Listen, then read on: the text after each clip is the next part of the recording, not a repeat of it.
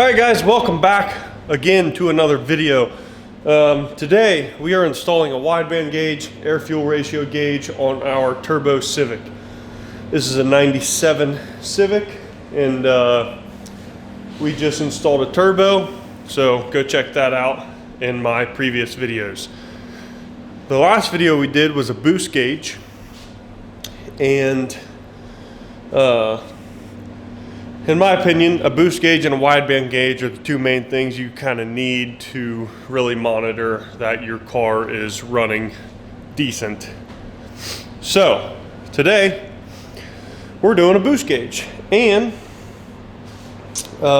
we are going to so I already did like the unboxing of this and the install into the pillar gauge pod, which I'll just infill right here. But the reason I already did that is because I wanted to install that with the boost gauge, but I wanted to make this two separate videos just in case somebody was watching these for that particular reason. So let's go ahead. It's a glow shift gauge, glow shift wideband gauge, the whole kit. So let's go ahead and cut to that, and then we will get on with the wiring because that's where we left off. All right guys, this will be normal for you, but it's a little funky for me. So this is the previous boost gauge video where we drilled all the holes for the pillar pod and ran the boost gauge. So if you want to see me doing this pillar pod, go check out that other video. But I'm kind of in the future right now because I'm gonna run both the gauges in this for now, but I'm splitting up the videos, if that makes any sense at all. So let's go ahead and unbox our wideband gauge here. So you've got your, it looks like this is the O2 sensor plug that plugs into the O2 sensor in the back of the gauge. You've got your little gauge visor, which we're not going to use. You've got, it looks like this is your wire to your little power box. Here's another one. I'm not exactly sure what that's all for yet. Here's another box. That is your O2 sensor, obviously. And here is our gauge.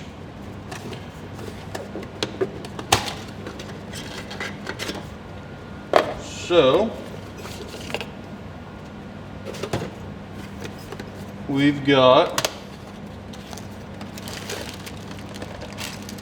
our O2 bung, a plug for the bung, our gauge bracket, the instructions. Who needs that? This is like a little power box, so I'm pretty sure you can use this box and get like data from it. You can like data log with this. So you run your wires into this box and then run the box into the gauge, and then there's another port there, I think, for data logging.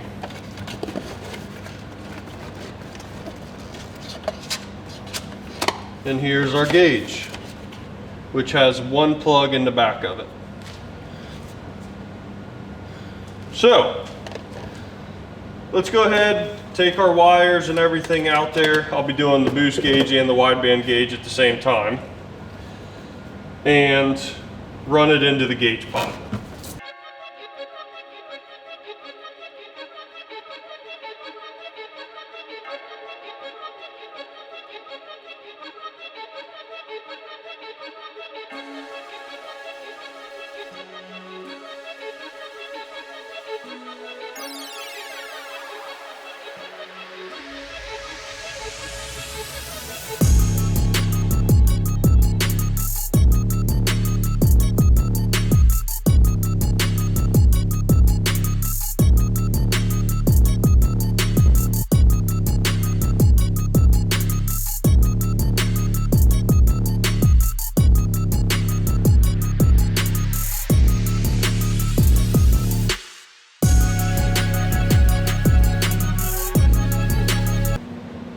So I'm going to tie this into the exact same 3 fuses that we tied the boost gauge into.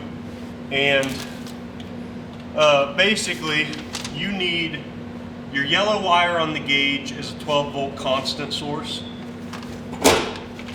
Your red is a 12 volt ignition switch source. Your orange is a headlight switch, and your black is ground. So we have our 12 volt constant is our cigarette lighter. Our red, which is our ignition switch, is the instrument panel. The headlight switch is the low beam headlights. So I am going to cut, I've got these little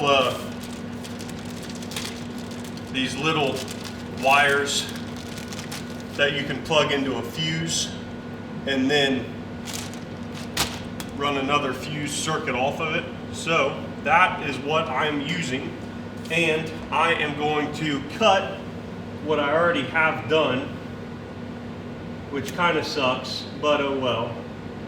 And I'm going to redo with just adding this. So with this, we have this little black box, which you just saw, and the gauge runs into this box, and then your loose wires also run into this box. So you've got your loose wires right here. That's what we're working with. They didn't give much slack on these wires, so I cut the insulation back a little bit, and then I had extra wire laying around, so I made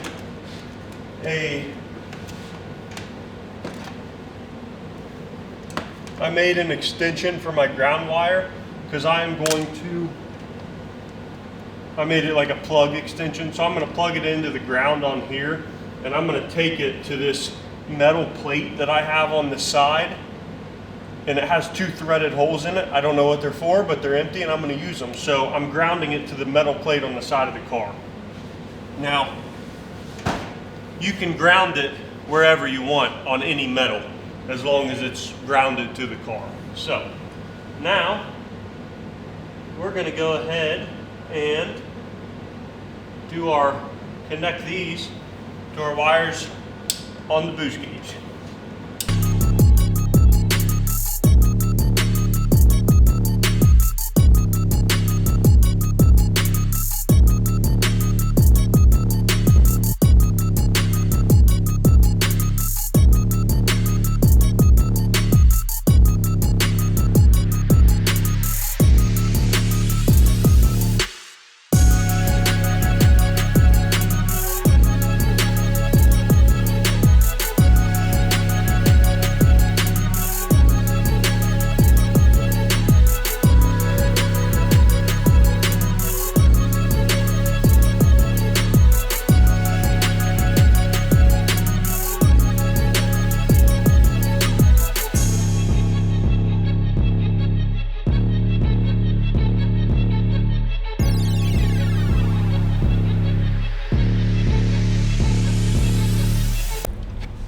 Alright guys, we got it all wired in down there, and that's where I grounded it, right down there.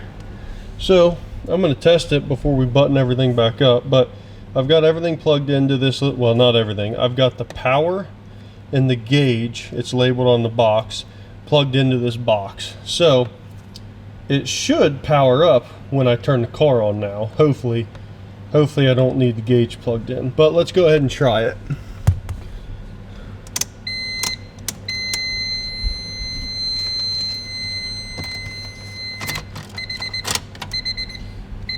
There it is. So I would imagine it's giving a code because I don't have the gauge plugged in, obviously, but that's sweet. I love it. So let's go ahead and let's go ahead. I'll go ahead and button all this up, run everything correctly. I need to run the sensor wire through the firewall, which I'll show you over there where I did it. And then we've got to get the bung for the O2 sensor placed.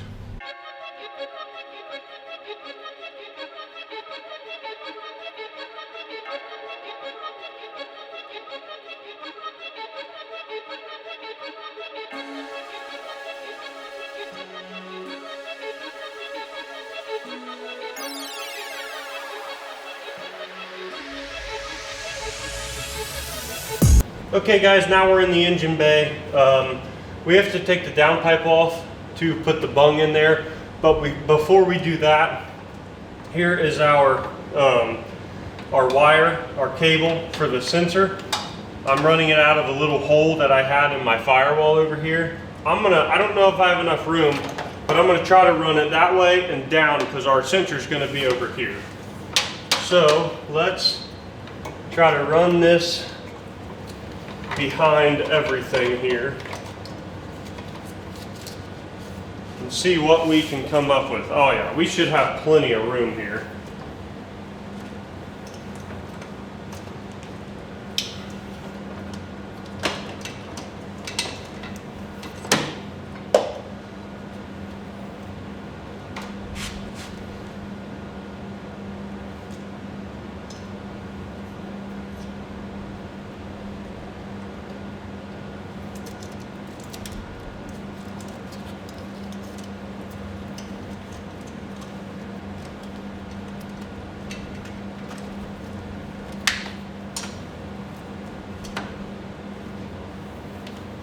So, there we are with plenty of extra space.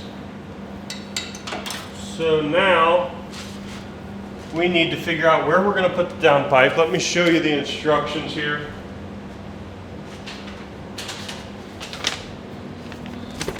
If you don't already have a bung in your downpipe,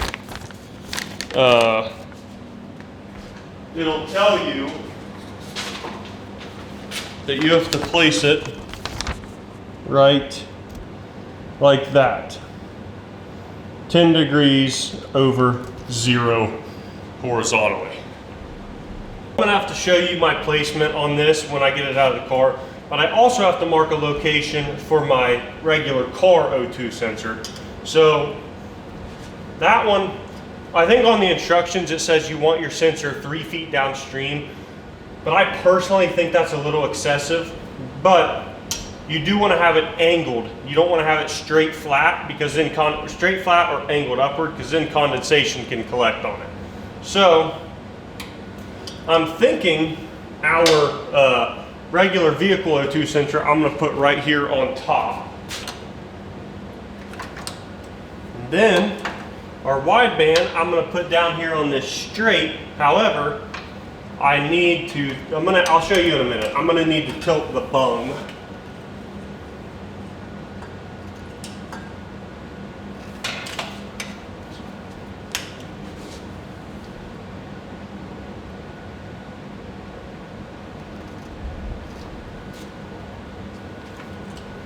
All right, let's go ahead and take our downpipe off.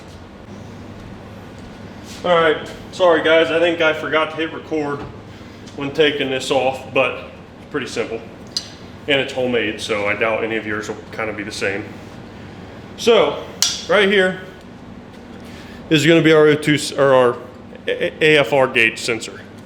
Right here is gonna be our regular O2 sensor. So, since I'm putting it on this flat, to my understanding,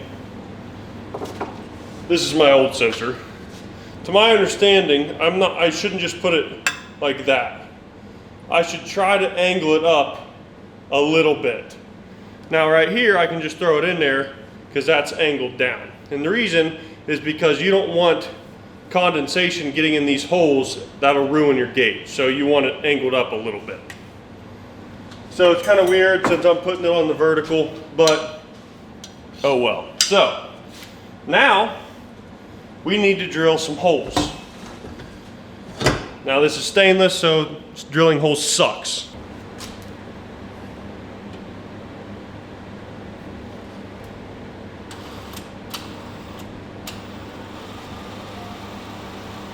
Okay guys, we got them drilled.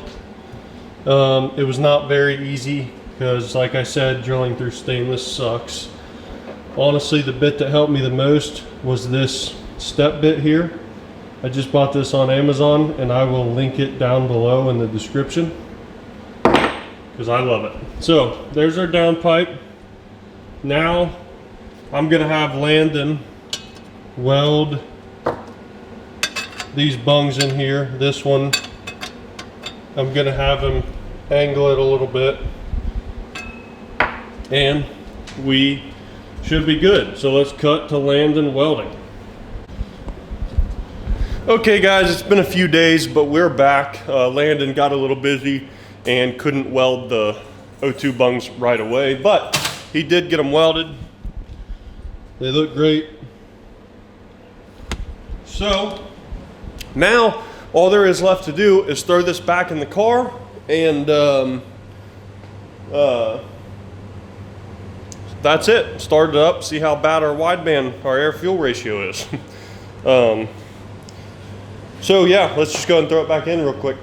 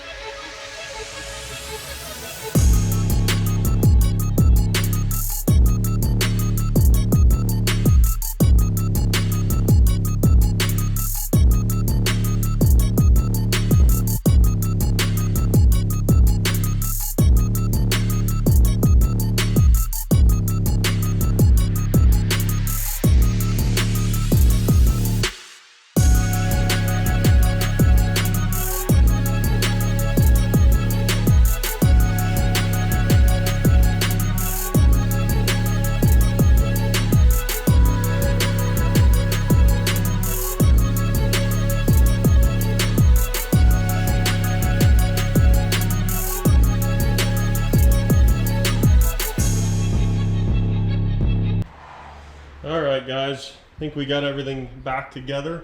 Let's go ahead and start her up. Make sure everything's working fine. And see what our air fuel is.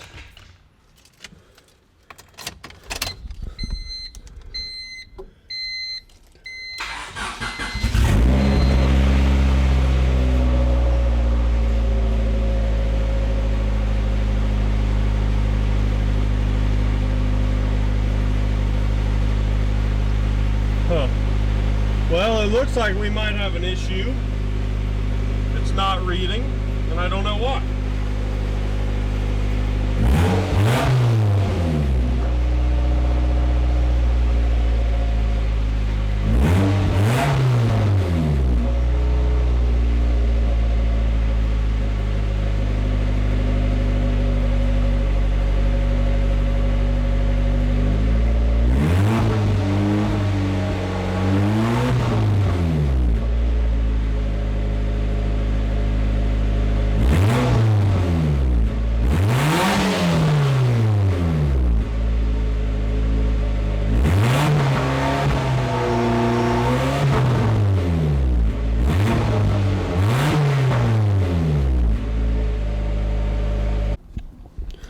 All right, so this is the outro. I spent some time trying to figure out what the heck was going on with my gauge. So the very first, like, I don't know, emblem that we saw on the gauge there, that was just, it's like warm-up process. It does that every time. And then it just goes all the way lean to 20. Now, I highly doubt the car is actually that lean, so I got to kind of figure out what's going on. I know you have to calibrate these glow shift gauges, which is a little button on the little black box that I put under the dash. You just click and hold the button for 3 seconds, and then it should show a 2, and that means it's calibrating, and when that goes away, it's done calibrating. If you hold it for longer, the 2 will change to a 4, which means factory reset.